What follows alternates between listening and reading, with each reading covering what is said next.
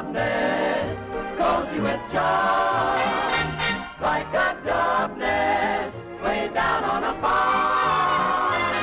A veranda with some sort of clinging vine, a beautiful vine. Look out! Watch where you're going. Then a kitchen where some rambler roses twine. Then we'll have a little small room, a tea set of blue. Best of all, room, dreamy dream room for two. Better than a palace with a gilded dome. Is a love nest, a love nest. You can go home, a small room, tea set of blue. Best of all, room, dreamy for two in a love nest.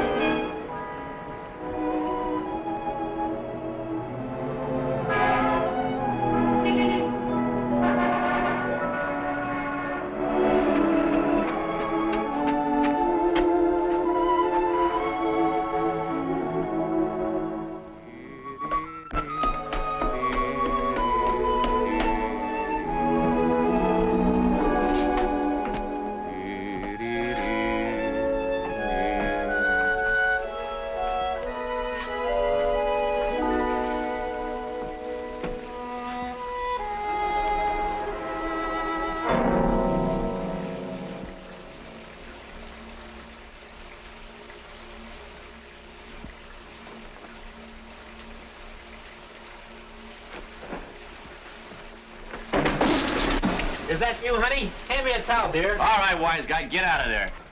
Who are you? The last person you expected to meet. What are you doing in my wife's bathtub? Your wife's? Are you nuts? All right, step out of here where I can get a sock at you. Now look what you've done. You woke up the baby. Baby? Doesn't Mrs. Scott live here? No, she moved downstairs. What's the big idea anyway, barging in like you own the place? I'm sorry. Here, you better dry yourself. You might catch cold. Jim! Cut it.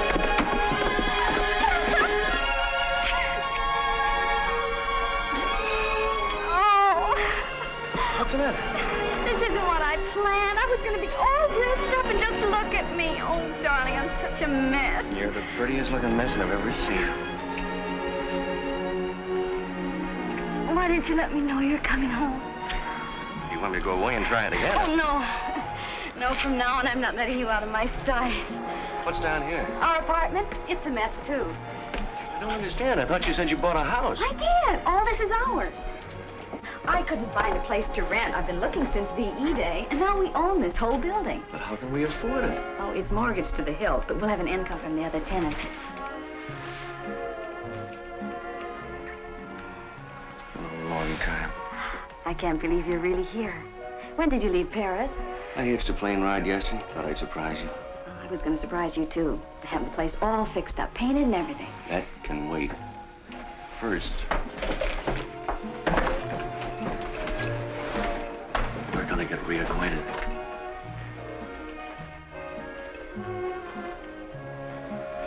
Oh, you knew how much I wanted. Did you miss me? Only 24 hours a day, every day, for 2.5 years. Did you really like the place, honey? It's wonderful. I had all this furniture Mother left me. It was just standing around in storage, so I thought I'd move some of it to the apartment.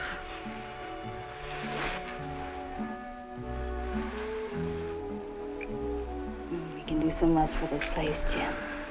Living down here, we'll have privacy. That's what I used to dream about nights, sleeping with 200 other guys. At least you weren't lonely. There is nothing lonelier than being with 200 other guys. Oh, you want to see the bedroom? Naturally. Honey, this place was such a bargain. Mrs. Webb, the owner, was 85 years old, and she needed the money to get to Reno. She'd worked out a roulette system. Do you like it? Mm-hmm. Originally, Cozy. this was all storage space. I had to have a wall knocked out. From now on, you don't have to do anything except look beautiful. Had an awful time putting these beds together. The frames were warped. Nothing serious, I hope. No. Her name is Suds. At least I think it's a she. Draining pipes, You mean every time somebody uses the water? Every time. Well, now that I'm home, you got somebody to fix things like that. It hasn't been much fun without you. I'll fix that, too.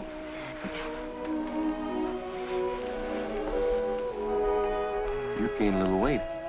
Oh, you. There goes the doorbell. Make it go away. Oh, I'd better see who it is. I'm not home. You're a landlord now. The landlord is always home.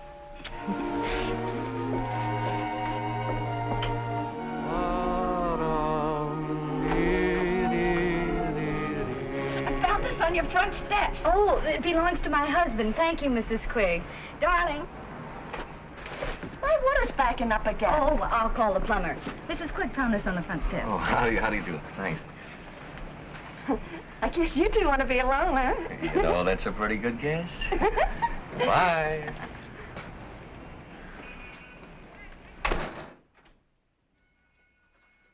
Bought you lots of stuff from Paris.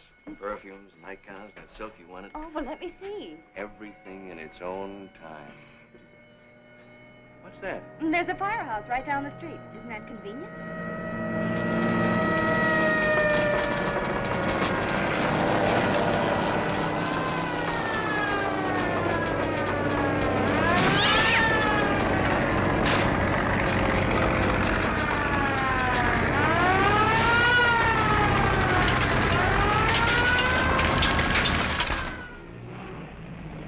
Both in a taxi, please. Yes, sir.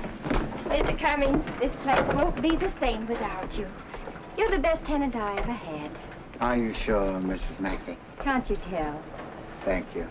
And may I add that you are a jewel among landladies. Thank you. It's a shame you have to leave for Colorado so suddenly, just when you're getting settled. Yes, that's the curse of my profession. But a mining engineer must be always on the move, looking for new fields to conquer. Where do you want me to forward your mail? Dear lady, I haven't read my mail in 20 years. Letter writing has become a lost art. Thank you. Oh, I didn't give you the refund on your rent. That's quite all right. You keep it and buy something for yourself. Oh, but I couldn't do Please, in memory of the many happy hours I spent under your roof. Well, I guess I must be going. I wouldn't want to miss my train. Grand Central Station? Yes, sir. Hurry. Goodbye, my dear. that. Goodbye, Mr. Cummings. Hurry. Goodbye, Mr. Cummings.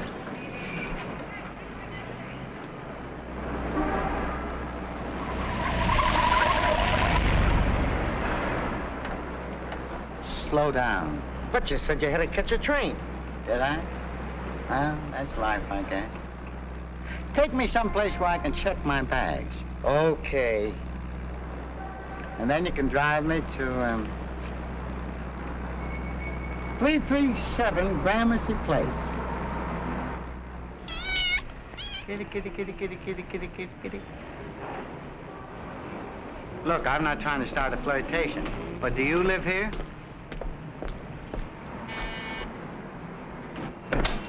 Have I the pleasure of addressing Mrs. Scott? Yes. Your cat seems to have gotten itself locked out. No, my husband threw her out. My name is Patterson, Charles Kenneth Patterson. Excelsior Rental Agency said that if I mentioned their name, an apartment might be available. Oh, yes. This is my husband, Mr. Patterson. How do you do? You're a very lucky man. I'll be glad to show you the apartment. Thank you. But somebody's already living up there. I know, the McNabs. They moved up to 3B because they needed more room for the baby. So now there's an empty apartment on the first floor. Good.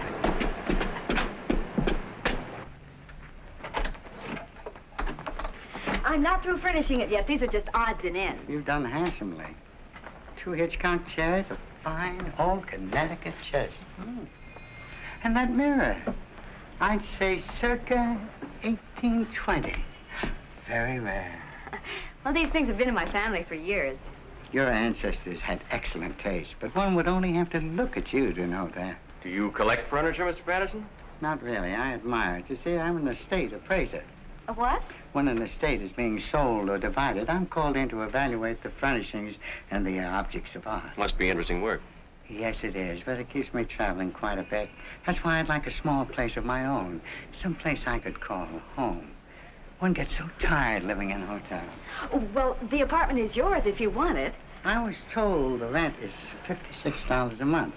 But what are you really asking? Well, $56 a month. yeah. Mr. Scott, you have restored my faith in humanity. People are so greedy nowadays. Everybody's trying to get rich at once. I think that's correct. Thank you. Never mind, let me see. Speaking professionally, what's your opinion of this house? Pretty good shape for its age. Foundation's hardly settled at all. That proves it was built well. Oh, may I have one of your personal cards? For your mailbox. Oh, yes, of course, yeah.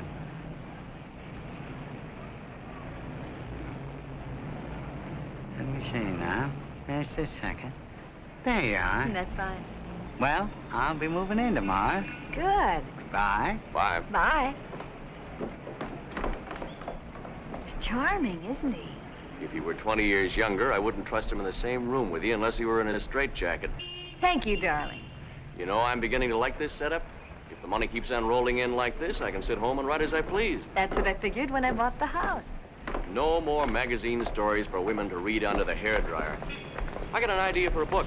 I worked it out while I was on Yank. I read it in 6 months. I always wanted to be married to a novelist.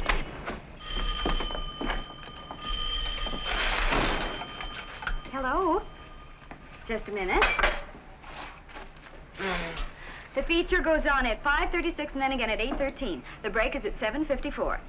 You're welcome. What was that? Well, people are always dialing this number instead of the neighborhood movie theater. It's less trouble just to keep a copy of their schedule. Why don't you just have the telephone company change our number? Oh, if we complain, they'll take our phone out. It isn't listed in our name. Oh.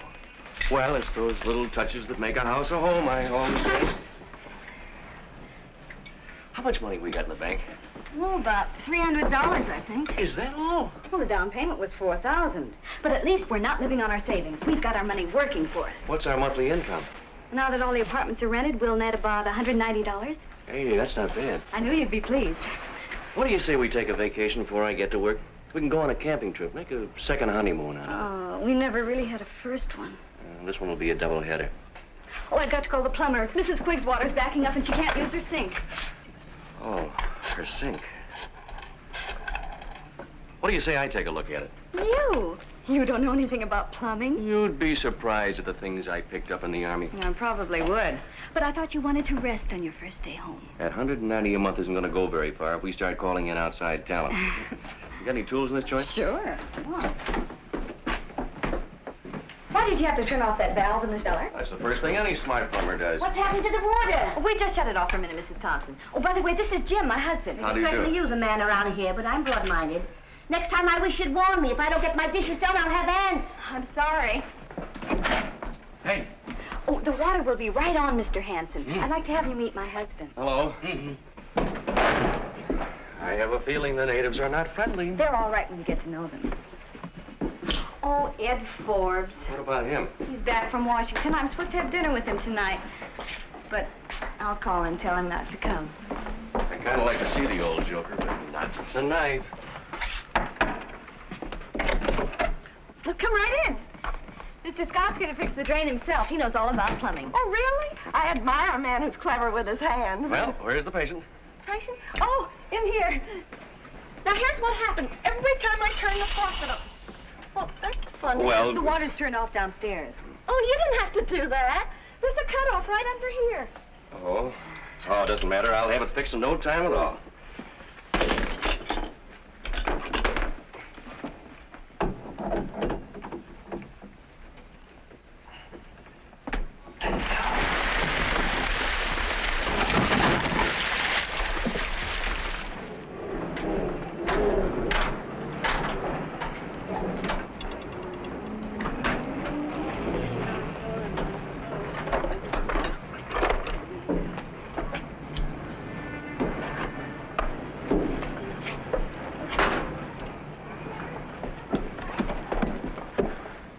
Everybody's a plumber.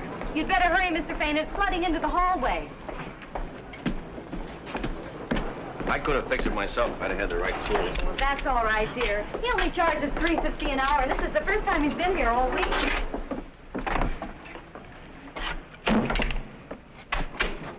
What do our operating expenses come to? Well, the first month, we only spent about $60 more than we took in, but... Only? Do you mean we're losing money? Oh, you always lose money at the beginning. The roof had to be repaired, the furnace, the water heater. But I thought you said... Well, I guess I better forget about this novel and start knocking out a few stories for the hairdryer trade. Oh, but the house will start paying for itself any day now. I'm gonna make sure it does. Have you been keeping any accounts? Mm-hmm. Now, let me see. I packed them away when I was moving. Oh, well, anyway, when you owe people money, they always remind you about it. Doesn't anybody owe us money? Just Edie Gaynor. Her rent's only 3 days overdue. Well, why haven't you collected it? Well, Edie's been so friendly to me, I kind of hate to ask her for it. She's a widow and doesn't have very much. Now, listen. We're not here to make friends. Every cent that we have is sunk in this place, and if we're going to put it on a paying basis, we've got to be firm with the tenants. All right. All right. You do it. Me? You're the landlord, darling.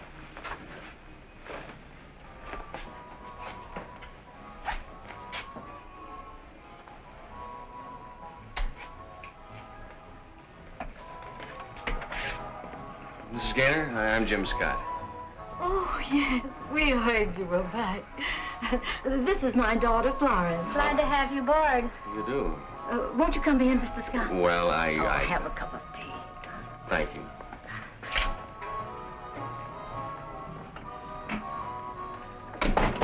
All the bells will stop. Look. When you use champagne. Thank you for tea. Drop in again. Oh, just a minute, Mr. Scott. I keep forgetting to bring this down. What is it? Our rent check. Oh, is your rent due now? I didn't know. I'm new here. I'll bet he didn't know. How's it going? Oh, don't worry, pal. We'll cut corners. Try to hold it down. Yeah, the whole thing shouldn't run you more than... Well... Don't worry. Certainly took you long enough. Did you get the rent? That? Well, sure. I just said, by the way, old girl, the monthly gouge is a trifle overdue, so if you'll kick in... This check is dated 3 days ago. It is? That's what a man wants from his wife, encouragement. Oh, George is waiting to help you move the rest of Mr. Patterson's furniture. Oh, no. Now, look, I've got a hard war, and Who's George? Mrs. Thompson's son. He's been a great help to me. This is not the way I plan on spending my first evening home. Hiya. Did you have a nice time in the Army? I'm beginning to think so. You can start with the Davenport. Better grab that end. Ready?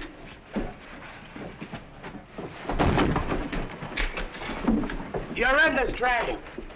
I could have handled this stuff alone, but since my dropped kidney, the doctor says I got a baby myself. All right. I can do without this small talk. Keep moving.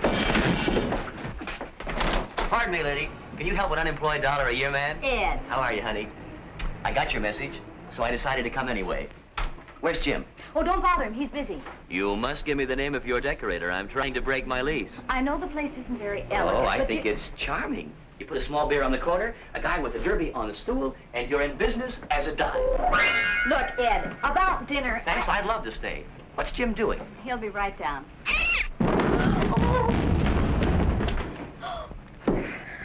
Oh. Welcome home. What else is new?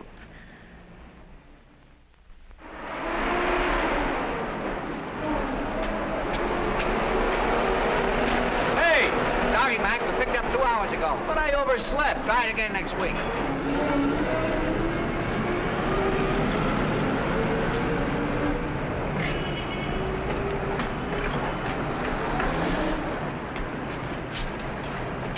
Take my bags up to apartment 1A. I'll take this. Good morning, Mr. Scott. Morning. May I trouble you for my key? No trouble at all. You're a born landlord. That's just a pose. Strictly between us, I come from a long line of tenants. Good morning, Mr. Patterson. Oh, good morning, Mrs. Scott. You look like the veritable breath of spring. Well, thank you. Did you hear that? Mm-hmm. My husband is a writer, but he never talks to me like that. I should squander my dialogue on an audience of one? Well, if you run short, Mr. Scott, I'd be glad to lend you some of mine. You see, I've been everywhere, seen everything, heard everything, And I don't believe I've forgotten a thing.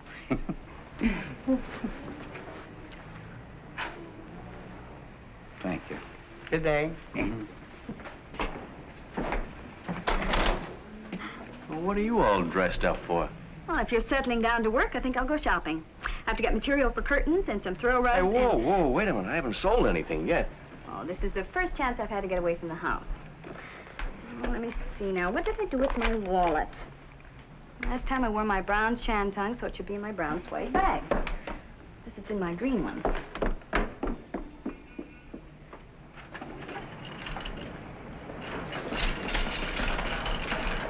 Good morning, Edie. Oh, good morning, Connie.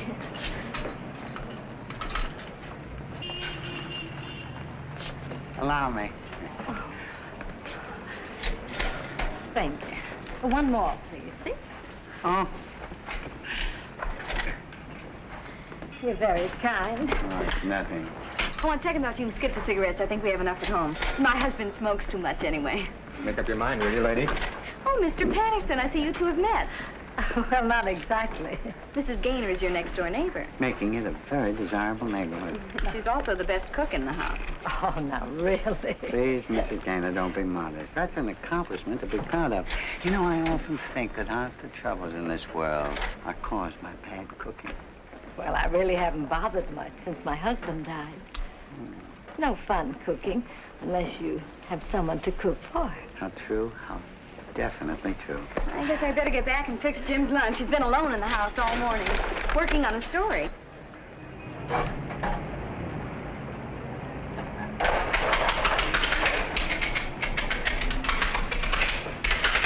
Hey, kid. Yeah? You collect scrap? Yeah. Why don't you start now? Make yourself some dough, huh? Maybe you got something there. There you are.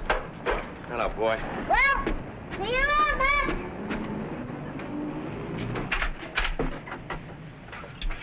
Nobody could tell this wasn't a professional job. Feels good to be doing something constructive around here for a change. First chance I get, I'm gonna paint that fence and all the woodwork. Oh, how nice. Hi, Edie. Connie, have you seen Mr. Patterson around? No, not since yesterday.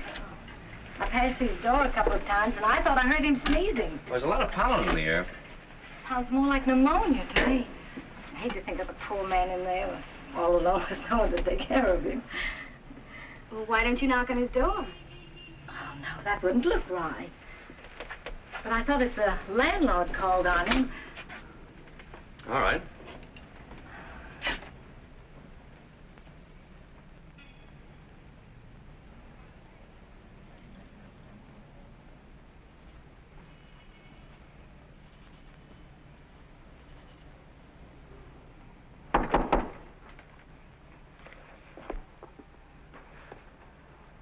Come in. Are you all right, Mr. Patterson? Do I look all right? I'm miserable. Oh, Mr. Patterson, what happened to you? Nothing, just this invigorating spring weather. Oh, that's a shame. Can I get you a cup of tea? Oh, don't bother, Connie. I've already got the kettle on. How about some toast? Maybe a bowl of soup, huh? Thank you, Mrs. Gaynor. I knew the moment I met you, you were an angel of mercy. Let me straighten your pillows. Oh, would you like a mustard plaster? Mrs. Gaynor, you mustn't coddle me. There goes the mailman. Men are such babies when they're sick. I remember how my husband always made me rub his back with alcohol. You wouldn't take advantage of me in my condition, would you, Mrs. Gaynor? I wish you'd call me Edie. I shall. And I shall call you Cinera, Lilith, Cleopatra, Helen of Troy. I take 4 lumps of sugar in my tea. Our first letter. Goody, goody. What is it? A bill from the plumber.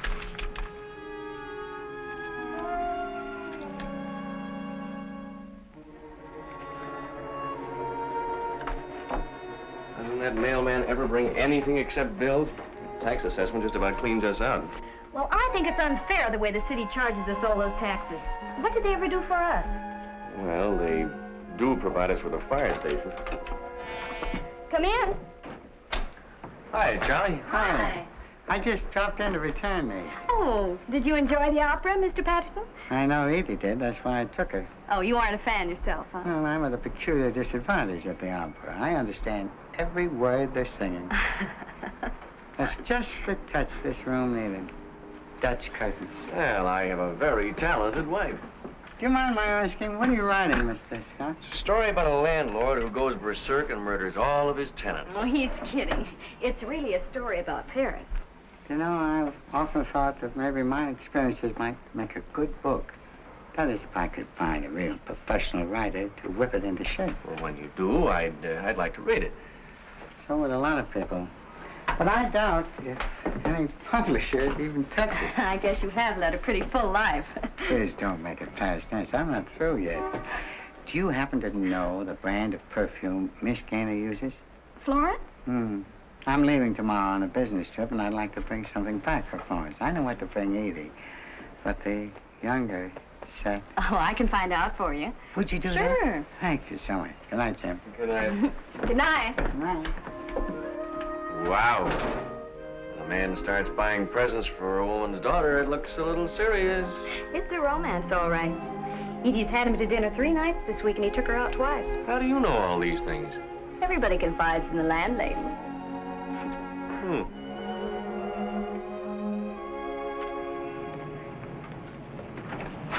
Morning. Good morning. Got any 50-cent haircuts for $1.25? The speciality of the house. Hi there, James Boy. Hello, Charlie. Your next, sir? Thank you. Getting overhauled for your trip? Yeah, slightly around the edges. Oh, Jim. What? Did your wife get a chance to talk to Florence? Oh, yeah. She uses flaming passion, but what she'd really like is something called You Can't Take It With You, only she hasn't courage enough to buy it herself. I'm beginning to believe that girl has hidden depths. Do you want a high polish or a dull finish? My dear, I don't think anything you'd start could possibly have a dull finish. What do you want done with your mail while you're gone? Oh, Jim, I never write letters, and I don't encourage anyone to write me. You know, I heard you can get in trouble using the mail. Would you like a facial massage? Well, it won't do any good, but it may give me confidence. Go ahead.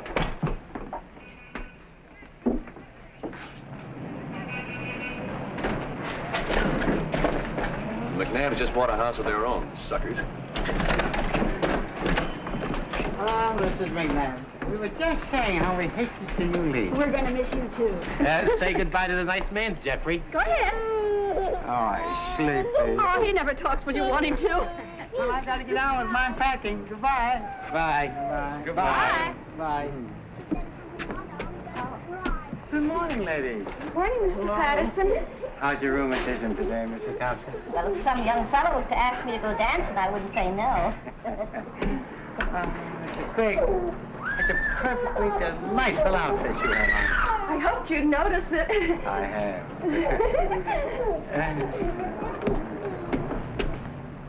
Sure got all the women around here acting like schoolgirls. They love it. What did the Army want from you? They're trying to make me pay for a blanket I lost. Oh. By the way, I think I have a tenant for the empty apartment. While I was down there, I met somebody I knew overseas who's desperate for a place to live. I'm sorry, darling, but I just phoned the agency, and they're sending a woman over to see tell her. her it's been rented. Well, no, that wouldn't be fair. But- I know we ought to give preference to veterans, but since I promised to show This it, I is don't... someone I owe a favor to. I don't remember if I wrote you about Corporal Stevens or not. Scott? Yes. I'm Mrs. Arnold. Oh, you're here about the apartment. This is my husband. Hello. Well, right this way. Let me do all the talking. Now, take good care of yourself, Charlie, and don't catch any more cold. All right, Edie. But with you nursing me, it's a pleasure to be here. Will you write to me and let me know how things are going? I'll do better than that. I'll phone you every day. Oh, Charlie. Goodbye, my dear.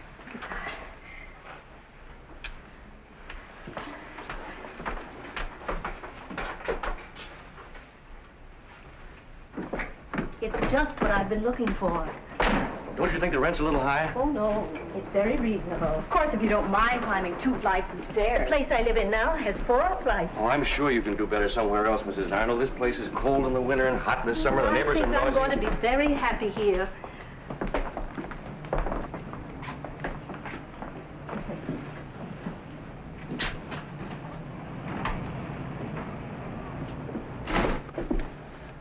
Oh, Who's that man who just went out? Mr. Patterson, one of our tenants. Are you sure his name is Patterson? Mm-hmm. Why shouldn't it be? He looks like someone I used to know in Cincinnati. Excuse me.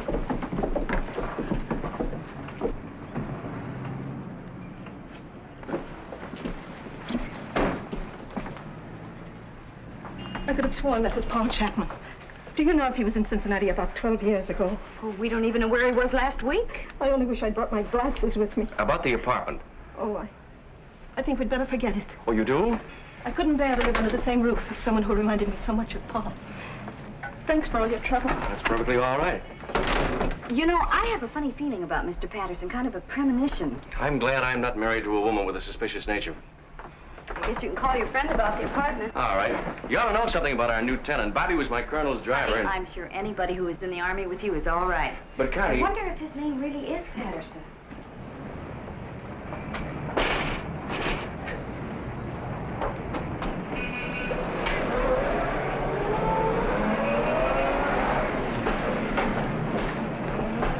You know where that goes? Don't worry, lady. We've been delivering coal to this place for 10 years. But I was just... Now, don't you dare touch this fence. My husband just painted it. Big deal. Pardon me. Are you the janitor's wife? No. I'm the landlord's wife. Oh, I'm sorry, Mrs. Scott. I had no idea. My name is Roberta Stevens. Jim just called me about the apartment. Oh, well, there must be some mistake. My husband's renting it to somebody he knew in the Army. Well, that's me. I was a WAC. Jim and I were stationed in Paris together. Just a minute.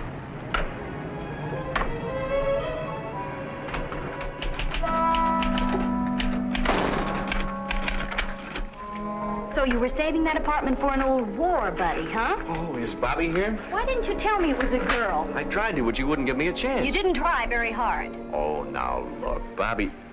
Roberta did an awful lot for me, and this is the least I can do to repay her. For what? Well, if it weren't for her, I might still be overseas. She got the colonel to dig up a replacement for me and pull strings, so I got on a plane instead of a transport. Well, couldn't we show our gratitude from a distance?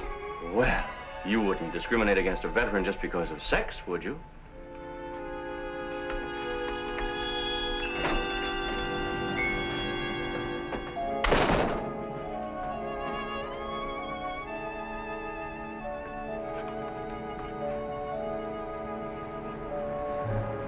Say, remember the night I drove you to the airport? Uh-huh. Well, on the way back to Paris, I hit a hay wagon. You never saw such a mess. Took me days to get the straw out of my hair. None of the girls would believe me when I told them how it happened.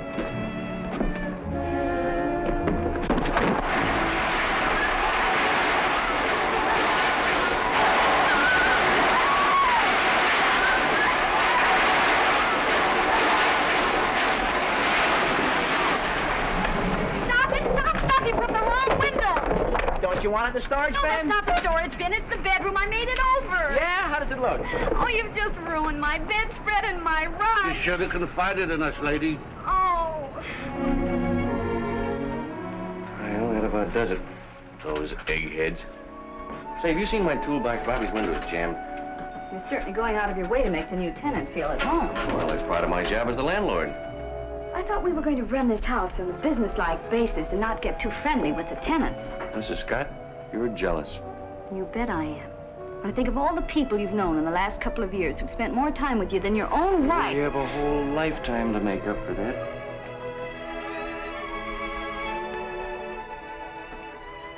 Hey, don't we have an anniversary long about now?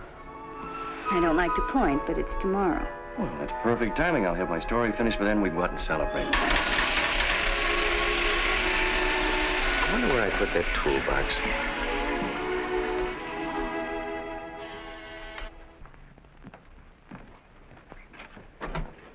Mr. Scott? Yes?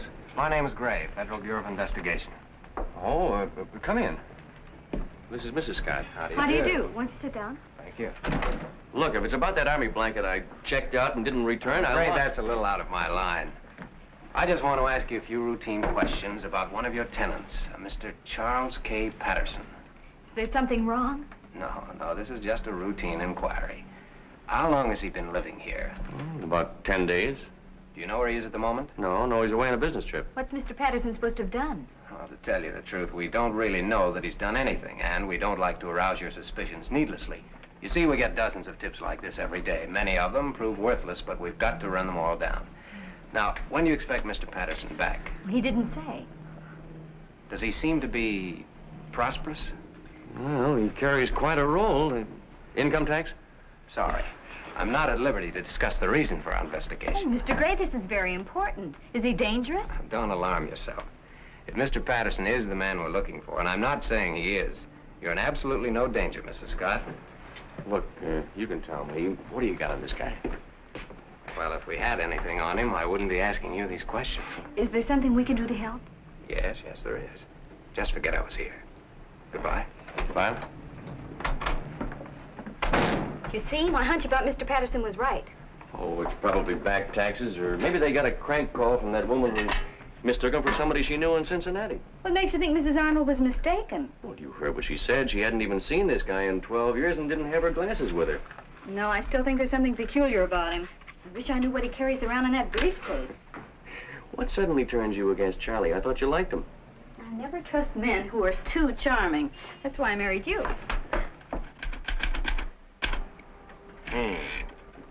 T-H-E-E-N-D.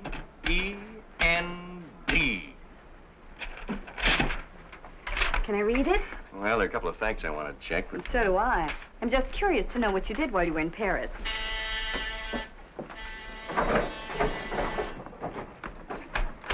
The best man coming. Happy anniversary. You're a day early, Ed. You want to cry you tomorrow night. Oh, champagne! Don't just stand there, boy. Get out those hollow stem glasses. I got it. You got what? A present for you from your wife, which you can pay me for later. And you can open it now if you want. You know, I'll never forget how you looked on your wedding day. I've always wanted to do my living room in that shade of green. Oh, this is absolutely beautiful. What is it? Tropical hammock, certified 100% war surplus. I thought it would make up for that camping trip we couldn't take. Thank you, dear. You can put it up in the backyard. Just imagine we're in the Maine woods. That won't take much imagination. That grass hasn't been cut out there in months. Anyone for champagne? Oh, it doesn't seem like we've been married for 3 years, does it? That's because you haven't been working at it, or at least not in the same place. Cheers. Cheers. Cheers. And cheers, Ed. I wanted to ask you something. What's the name of that cafe in Paris where the existentialists don't hang out? Well, I haven't been to Paris since I was 9, and my mother never let me out of her sight for a moment. Maybe Roberta would know. Why so formal? You mean Bobby, don't you? Say, what is this? Do I detect a note of dissension? A family rift? Guess who came to stay at our house? An old flame of Jim's. She is not an old flame. Just because we were on the same side during the war... A whack? Yeah, it was a big army. And you moved her into the house? Shocking. Did you collect the first month's rent from her? No, it slipped my mind. You'll probably have to wrestle her for it. Sounds like a thoroughly disreputable young lady. How soon can I meet her? Well, if you want to come over some afternoon and help me clean up the yard, why... Pardon me. Oh, hello, Mrs. Scott. I brought you the rent. Thank you. Seems strange giving money to a man you know. I'll bet it does. In case you didn't catch my name, I'm Ed Forbes. Oh, yes. I've heard a lot about you from Jim. You're a lawyer, aren't you? I practice before the bar, also behind it. Can I offer you some wine of the country? I love it. If there's one thing I have a weakness for, it's champagne. If there's one thing I have a weakness for, it's girls who have a weakness. What are you celebrating? Our wedding anniversary. Really? Mm-hmm. You know, all the time we were overseas, Jim talked of nothing but you. That must have been pretty dull. Oh, no. Jim can make anything interesting. I'm sure Miss Stevens is just the person to refresh your memory about Paris. Oh, yeah. Say, Bobby, Roberta, do you remember the name of that cafe just down the street from the Durmagot? Not offhand, but I could look it up in my diary. Could I peer over your shoulder? It's been so long since I've read a good book. Tell me, Miss Stevens, what did you do before the war? The same thing I'm doing now, modeling. Oh, then you're not a professional soldier. Your wife has a great sense of humor. Your humorous wife needs another drink. It's always been my ambition to get hold of a surplus whack. By the way, I'm having some people in for a housewarming tomorrow night. I'd like you all to come. Sure thing. Have you forgotten, dear, we're going out to dinner tomorrow night? I'm available. Well, I think I'd better be going. I've hardly unpacked yet. Do you mind if I come along and help? 3 hands are better than 2. Thanks for the drink.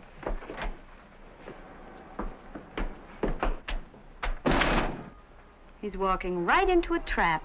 Yeah, but look at the babe.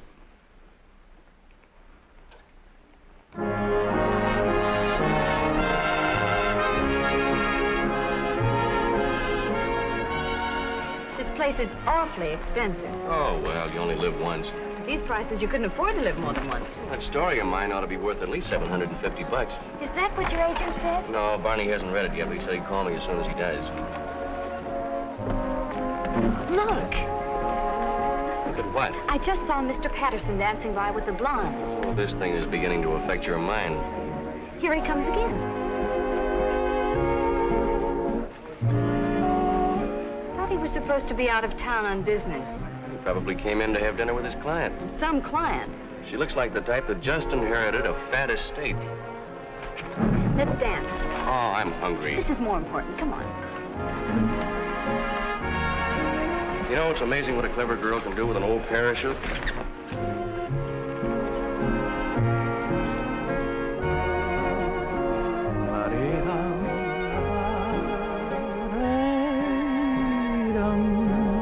You have a very romantic voice. Untrained, of course. Like the thrush warbling his native wood notes. Wild.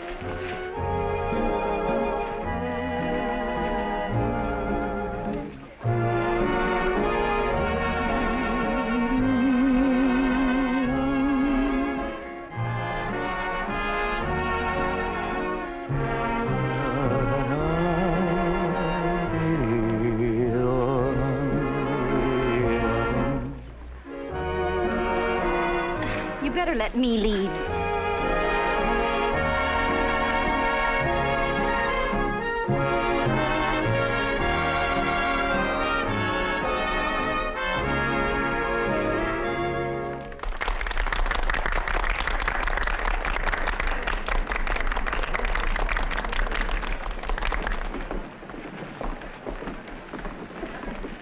Through playing private eye? Well, that makes at least 3 women in his life, including Mrs. Arnold and Edie.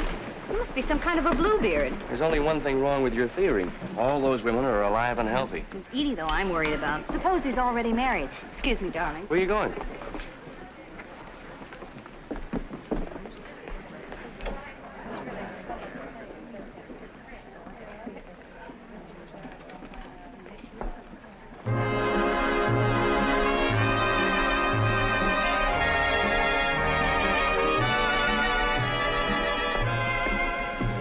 Sir? Oh. Now that we've worked up an appetite, what would you like, my dear? You order for both of us. I'll be delighted.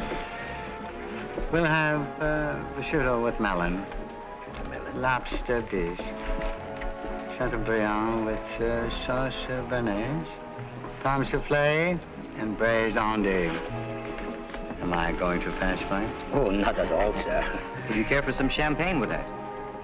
Anything you say. Champagne is for peasants. I prefer the chambertin.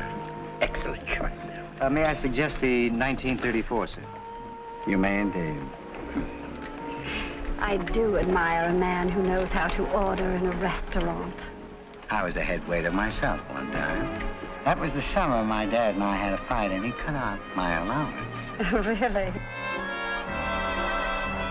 And from there, you went on to make your first million in the oil business. Please, tonight I want to forget all about the drab world of commerce. And in the words of an old Persian tent maker, all I ask of life are a jug of wine, a loaf of bread, and thou. And I've already ordered the first 2. You must have met a lot of beautiful women in your career. I may say that I have known all the great beauties of our time. But the calendar never really started until the day I met you. Did you overhear anything? I couldn't catch any words, but he's really giving her the old candy. I don't know what Charlie's got, but I wish I could bottle it. We'd make a fortune. There's just one thing I can't figure out. What does he want from Edie? He can't be after her money. She hasn't got any. Ah. Oh, you ordered. Looks good. Should be. All the retired truck drivers eat here.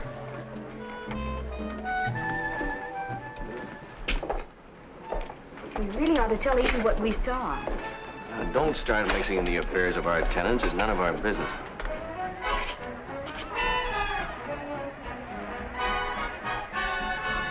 You want to go up to Roberta's for a minute? She has the place warm enough without us. Sounds like our phone.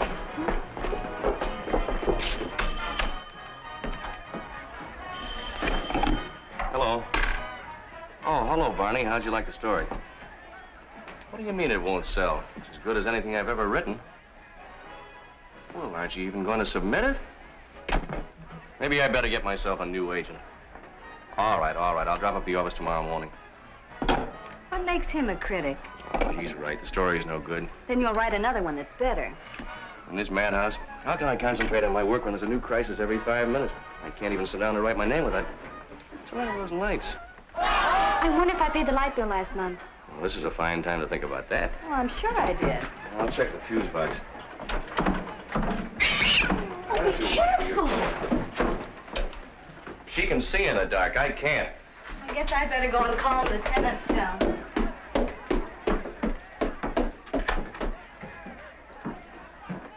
Hey, what's with the lights? It's all right, Mrs. Thompson. My husband's fixing them. Well, tell him to hurry up. I'm missing the best part of Gabrielle Heater. That's quite a party they have. Yeah. They've been running all over the house borrowing ice cubes. Oh, Edie, have you heard anything from Mr. Patterson? He called me this afternoon from Baltimore. Baltimore? He said his business was going much better than he expected. And he hopes to be home in a couple of days. Well, do you know if he's ever been married? Oh, yes. But his wife died a long time ago. Hey. I can't understand it. I only had 3 or 4. Oh, it's terrible. All of a sudden, everything went black right in front of my eyes. I must be going blind. Probably a vitamin deficiency. Can you find your way home alone, old pal? Just put me in the right direction. Okay, here we go. No, this one. That kid needs radar. How are you making out with Roberta? Just coasting. Wait till the next round. Hey, that isn't a fuse box down there. It's a slot machine. I took out 4 pennies and a nickel. Well, Jim, guess what Edie just...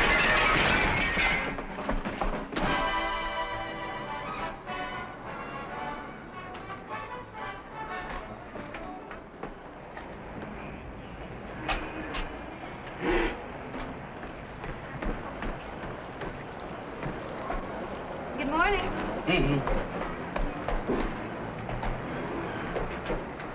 Expected you yesterday. We don't make this type of glass anymore, lady. We had to order it special, please. Good morning, Edie. Ma, you're certainly brightening the place up. House hasn't looked this good in 20 years. Jim doesn't like to admit it, but he's getting a big kick out of this. Oh, excuse me. Hello, my dear. How was the trip? Oh, wonderful. Just wonderful. Did everything work out all right for you? Yes, I was quite successful. Hello, Mr. Scott. Welcome back. Thank you. Just a second. Oh, it's lovely out here. Just lovely. I've always wanted to own a piece of land. There must have been a hot time here the night Coolidge was elected. Jim, your friend Charlie is back from his business trip. Do you think we ought to notify the FBI? What for? Mr. Gray said to forget it. Who's Charlie? He's one of our tenants, and Connie is convinced he's a master criminal, or at least a polygamist. Well, Ed, you're a lawyer. Let me put the evidence to you. Suppose somebody moved into the house, and a few days later... Place? I'm Mr. Scott. Department of Housing and Building. I'd like to inspect the premises. Yeah, sure, right through here.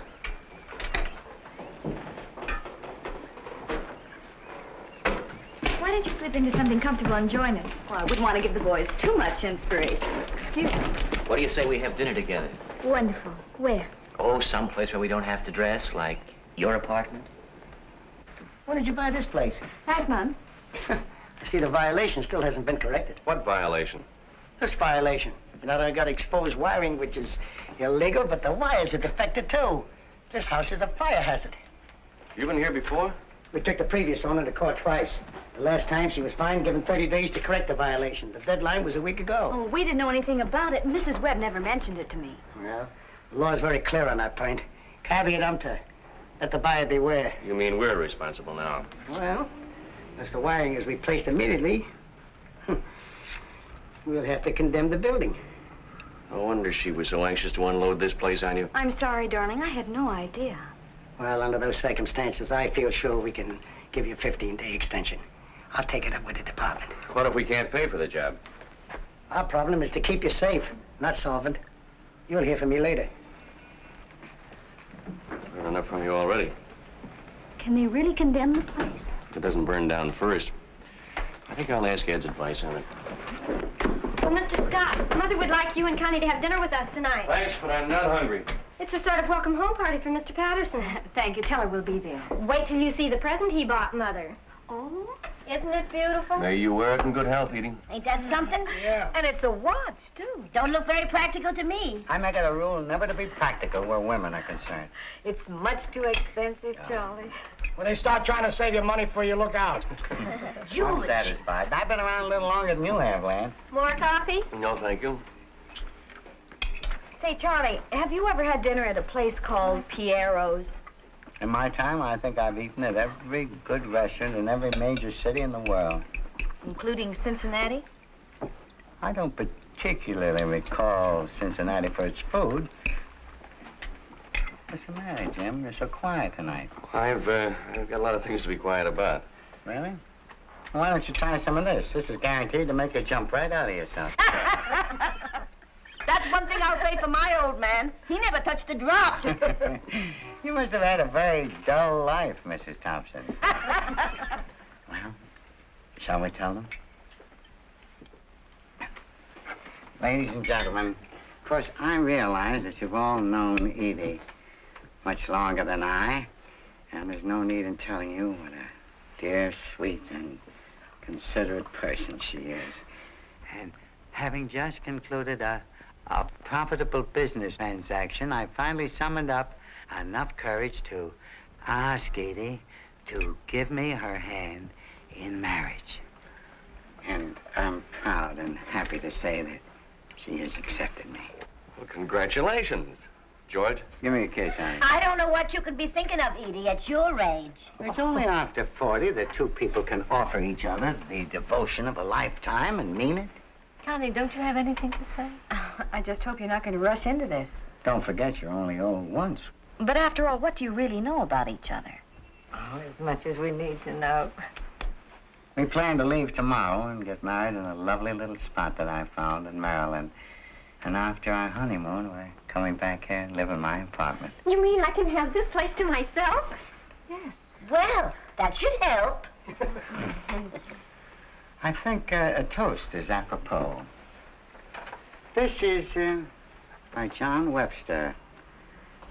Is not old wine the wholesomest? Old pippins the toothsomest? Old wood burns the brightest? Old linen wash the whitest? Old soldier's sweetheart surest?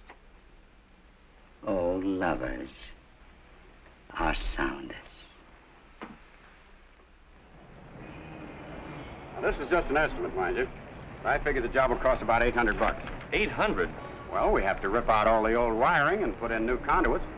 That means breaking into the walls and replastering. And we have to replace the light fixtures, switches, and wall sockets. Hey, maybe 800 isn't enough. Thanks. We'll let you know what we decide. In the meantime, don't miss any payments on your fire insurance. Hey, Mac! Did you call for a cab? No, I didn't. Mac! Have a good time. The wedding's always making me cry. They ain't married yet. I'll see you right away. Take all the time you need. Come on, darling. Come on.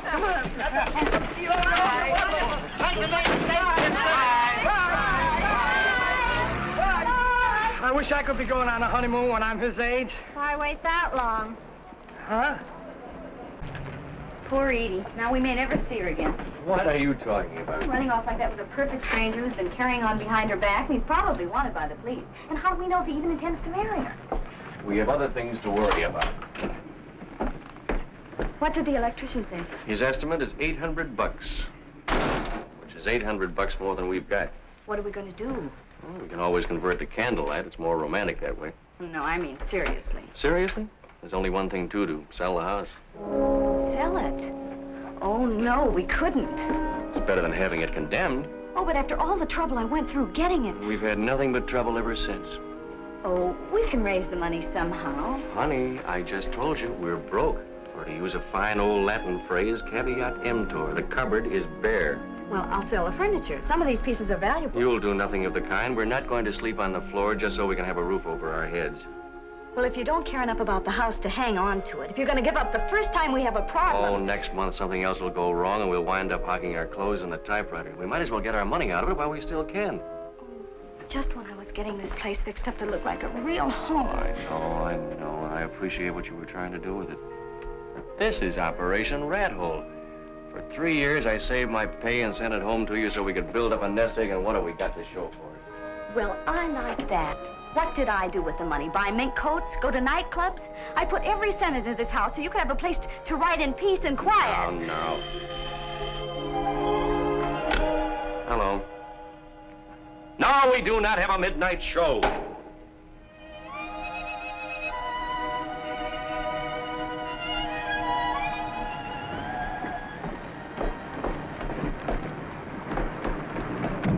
Oh, if it isn't the newlyweds. Hello, May. Hello, Edie. How was your honeymoon? Mrs. Quaid, we have both been married before. Nice to see you. Oh, Charlie, look. Oh, no.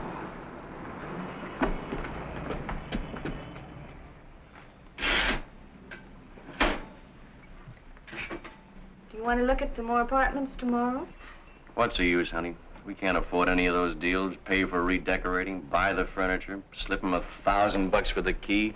Now, maybe you're beginning to see what I was up against. It's people like that that give the profession a bad name. Well, if you're going to sell a house out from under me, we have to find some place to move to. Hello, Charlie. You all married and everything? Everything. Good evening, Mrs. Scott. Good evening. Did you bring Edie back with you? Naturally. I hear you're selling the place. If we can find somebody to buy it. I'd feel terribly sorry to see you leave. We may not go very far, just out to the sidewalk. How much money would it take to get you out of your present difficulty? Well, we got to rewire the place, and that's going to cost $800. Is that all? Well, you can say goodbye to your worries. Oh, no, we couldn't take money from you. No, I'll have no arguments. We'll just call this, my advanced rent. But that's going to pay you up for more than a year, and we don't expect to be here that long. But you can't sell the place without replacing the wiring. That wouldn't be honest. But I still don't think that we Please don't deny me the pleasure of helping you. I know how tough it is to be young. I can remember. Besides, Edie and I have a sentimental attachment for this place. It's the first real home I've had of my own in years. I wouldn't care to be evicted. I can sign a note for the money. My boy, if we come to the point where we have to put it on paper, just the shake of your hand is enough for me. Thanks, Charlie. Well, I'll be getting back to the bride.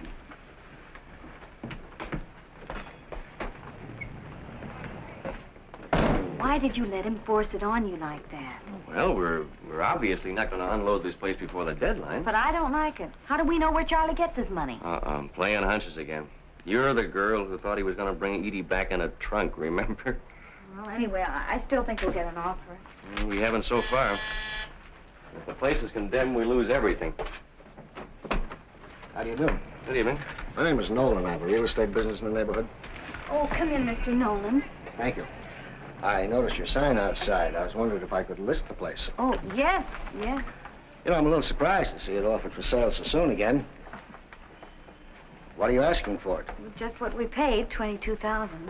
22. For this dog? Well, it was offered to me only a few months ago for $17,500. My wife knows a real bargain when she sees one. But we've made improvements. Now, you can't fool me just by slapping a coat of paint on the outside. Now, this is a sick house. If you decide to come down in price, let me know. Goodbye. Good evening.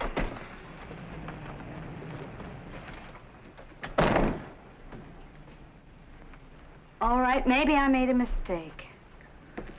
Something tells me we're never going to get rid of this place.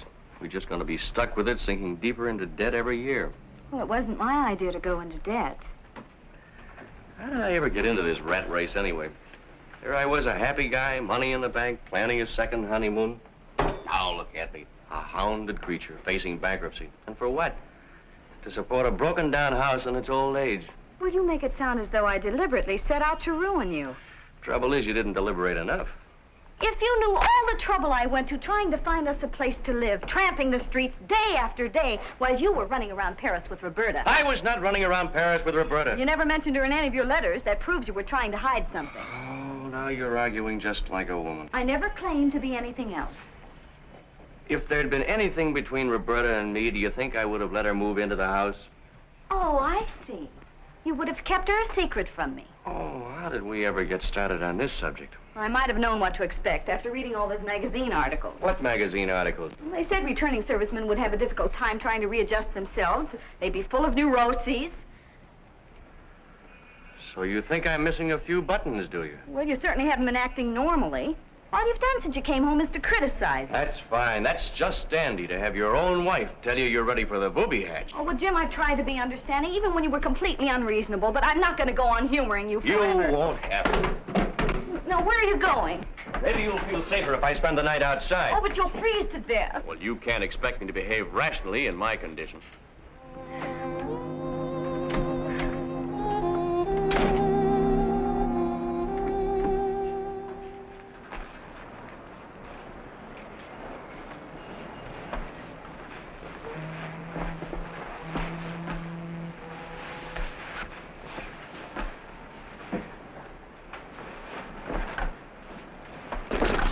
Get out of here. Go away. Go away. Go away.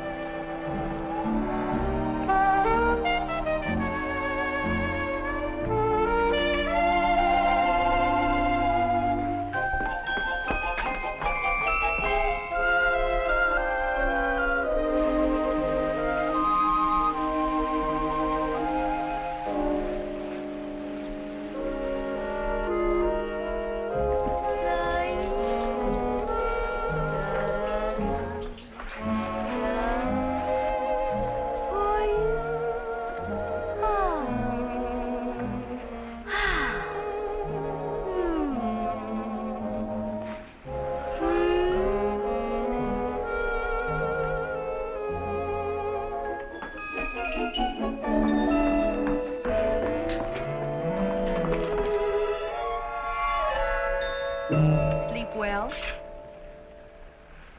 Yes. I mean, no. I was just... My hammock broke down. Roberta's apartment was empty. She was away over the weekend on a Never modeling mind job. about that now. Look at this. So what? That's the same woman we saw Charlie having dinner with. How can you tell? She's only got half a face. And the description of the man who swindled her sounds exactly like Charlie. You're jumping at conclusions. You're jumping at me. Listen. Mrs. Fraser met the dignified old gentleman at a swank hotel where he was registered as Peter Chadwick. After a whirlwind courtship during which he showered her with gifts, Mr. Chadwick proposed marriage. He also offered to invest part of her capital in his alleged enterprises. The attractive widow turned over $12,000 to her fiancé, and that was the last she saw of him. After waiting a week, she notified the police. Well, that's the big business deal that Charlie pulled off. There's probably some very simple explanation for the whole thing. Let's go downstairs. And how do you explain this? From the man's method of operation, the police have concluded that he is the notorious Charlie Price, who is wanted on similar charges in at least 7 states. Over the past 15 years, he has defrauded scores of gullible women of a reputed $500,000. Poor Edie. Confidence men don't go around marrying penniless widows and lending money to strangers. All right, we'll give him a chance to prove himself. Now, let's do it right now. Oh, I wondered where you disappeared to. I know what you're thinking, but you could be wrong, too. I don't care where you spent last night or any other night. But Roberta just got back. I was still asleep, and I didn't know I'm it. only talking to you because this is an emergency. But that doesn't mean I'm speaking to you.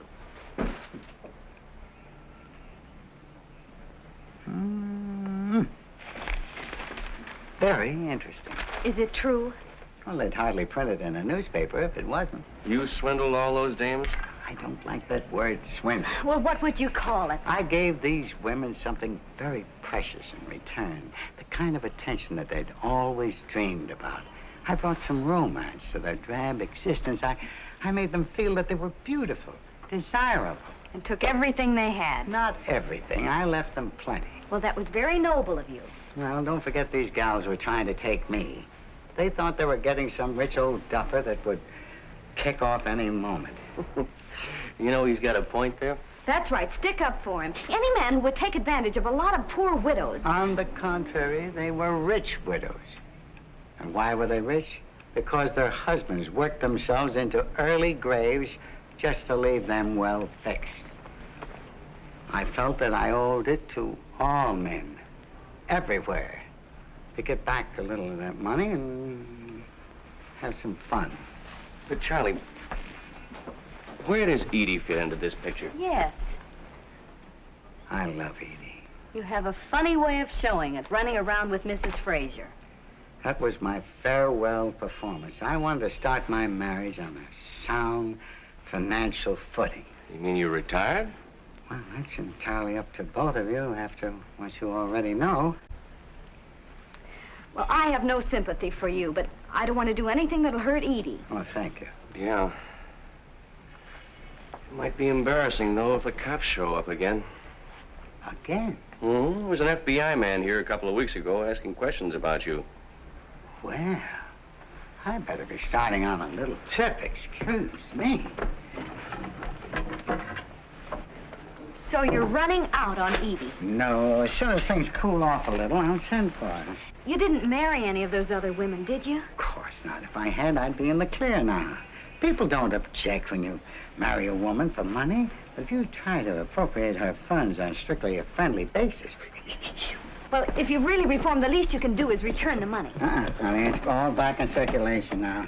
Remember, what I took from one, I spent on another one. I have a complete financial report right here. Isn't that kind of a dangerous thing to keep around? This proves that the newspapers exaggerated my income. I had hardly anything left after I paid my taxes. You paid taxes on that money? My boy, I have my ethics. I've learned one rule. Never monkey with the Bureau of Internal Revenue. But one thing is sure, we can't keep the $800 you lent us. No, you're right. Spend it right away and I'll take it off the book. Hello, Edie. Oh, Jimmy, there's a man outside to see you. Thank you. I'll catch you before you leave. Okay, don't. Where are you going, Charlie? Oh, honey, it's necessary that I leave town. Leave town? Yeah, hurriedly. But why? It's urgent business, dear. Business. Can I help you? Oh, Mr. Scott? Yes. My name's Clark. I understand this property's on the market. Yes, yes. Be glad to show you around. Well, I've had my eye on it for some time, and if we can agree on terms, you've got yourself a deal. Well, now, you won't go wrong buying this place. For example, notice the construction. Solid. Foundation is hardly settled at all. Well, what's your monthly income? Yes, we've got a great bunch of tenants, quiet, respectable, never cause any trouble whatsoever. Would you excuse me a minute? Charlie, the police are here. Goodbye, my dear. Go back, please. Charlie, what's happening? Charlie! What's the matter? The house is loaded with cops. Look after Edie, will you, please? Not that way on the fence.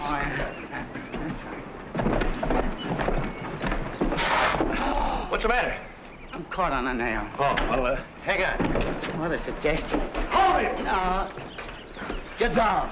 All right. Okay, come on, Dad. Not your dad. Did you have one? Yeah, Jim. I'll take that. Nice work, Mac. He almost gave us the slip. What's going on here? How should I know? Let's come on. I don't understand. Why should the police want Charlie? Now, Edie, you've got to be brave. What's happened to Mr. Scott? This is no way to do business. Oh, Carl! Bernard! That's him, all right. Oh, I'd recognize him anywhere. That's Paul Chapman. He told me his name was Carl Pearson. Have you ever seen these women before? Yes, I have, and they're all charming ladies. You beast! Peter, how could you do this to me? It isn't true about all these other women, is it? What are they doing to you, Charlie? Edie, you're the only woman I love. And these past few weeks together have been the happiest of my life. I want you to remember that. And nothing I've done and nothing they can do to me will ever change that. All right, let's go.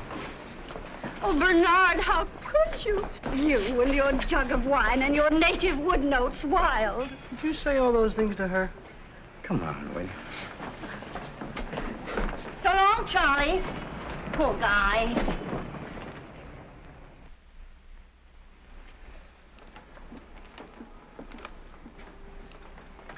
When I left, they were still questioning him about his career, and they're only up to 1941. You did get in to see him, didn't you? For a few minutes, he insists on pleading guilty. He said he's enjoyed his life thoroughly, and now he's willing to pay for it. Would it help any if I spoke to him? I don't think so. It's for your sake that he wants to avoid a trial. Couldn't we get him out on bail? Well, if we do, they'll just arrest him again. The FBI will pick him up on a fugitive warrant. And how long can they send him away for? Well, if the sentences run concurrently, from 2 to 5 years. No matter how long it takes, I'll wait for him. Thank you very much. Good night. Good night. Good night, Edie. What do you think we ought to do about that $800? Well, as a lawyer, I'd say you turn it over to the police. But as your friend, I'd say the same thing. He wouldn't listen to me. There goes the new wiring. I wish I could help, but you know you don't get rich working for the government. We know, Ed. Thank you. Hello. Hello, Mr. Clark. How much? Why, that's a ridiculous price. All right, I'll talk it over with my wife. The man who was here this morning is willing to give us $19,000 for the house. Can I take it? Looks like we don't have much choice, do we? It's up to you. It means losing most of our investment, but I guess we're going to have to. I think I'll drop up and see Roberta. She just got back into town this morning, and I want to see if she missed me. Yeah, you do that. Why don't you marry her? Maybe I will. When I see how happy you two are, I'm almost tempted.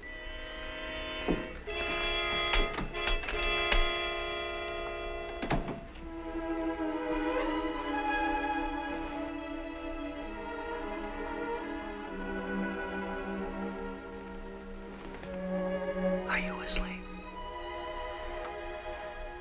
You know, it's funny. Now that we've actually decided to leave this place, I'm gonna miss it. I guess we've done a pretty good job around here. Certainly the best-looking house on the block. The tenants seem to like us. Look what Charlie tried to do for us. What's the matter? Now you change your mind after making my life miserable all these weeks. You know I didn't mean it. All you had to do was say one kind word to me. Just one kind word. I'm sorry, darling.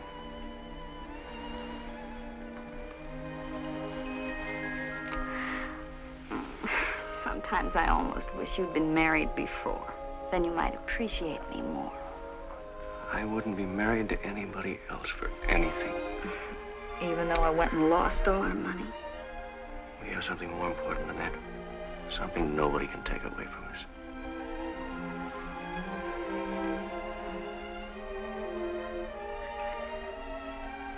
I wish there was some way we could save the house.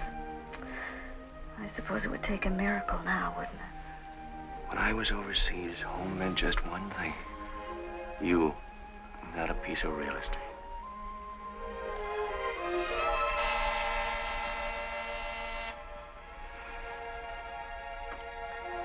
Now what?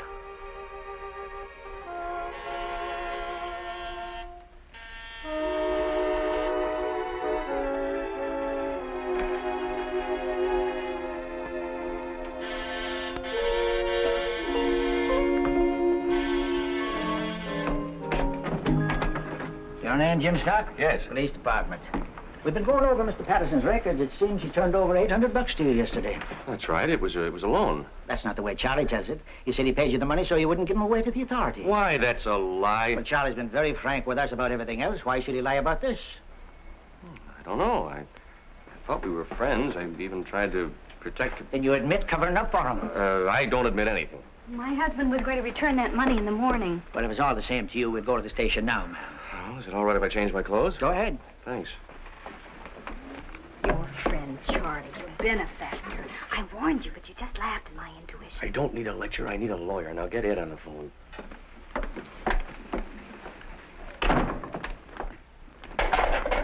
In here. Oh, Jim boy. Glad to see you. You're putting me in here with him? He asked for you as a special favor. Thanks, man. Anytime, Charlie.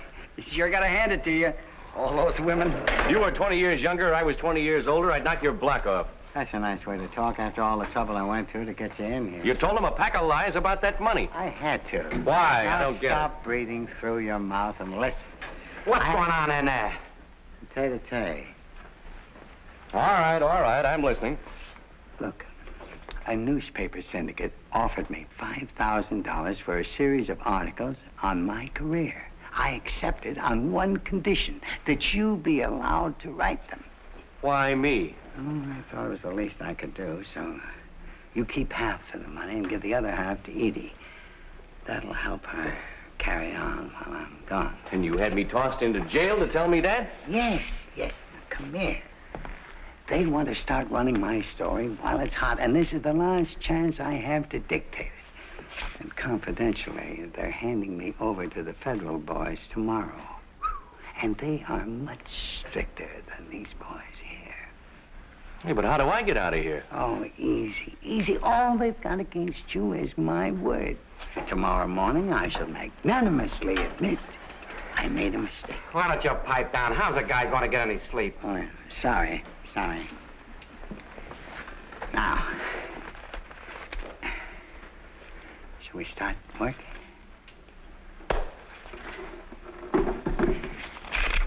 I shall never forget my first conquest. I was 2.5 weeks old. We had a French nurse. But I never seriously became involved in any romance until I had reached the age of 4.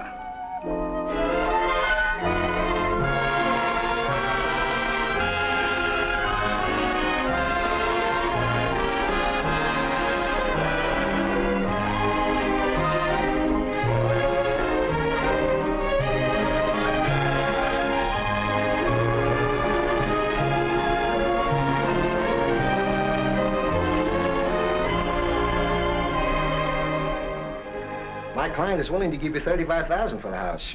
That's positively her final offer, and I must have your answer today. What do you think? You decide.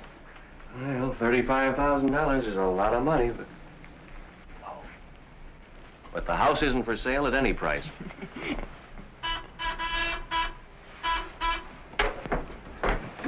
Hello. Sure thing. I'll be right up. Excuse me. I've got to go help one of our tenants. You're making a big mistake turning down this offer, but I know just how you feel about your home. Bye, Mr. Newman. Goodbye, Mrs. Scott.